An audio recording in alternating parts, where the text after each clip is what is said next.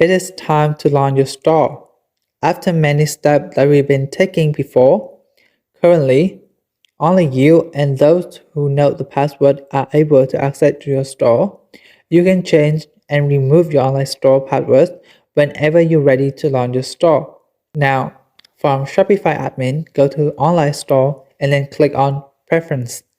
Scrolling to the password sections, uncheck or restrict access to visitor with the password option.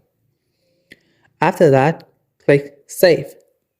Well, you can promote your store by using various marketing strategies such as email marketing, social media marketing, and search engine optimization. The goal is to reach your target audience and drive traffic to your store. This is the end of part on how to launch your store. By following this step, you can prepare to launch your Shopify store successfully.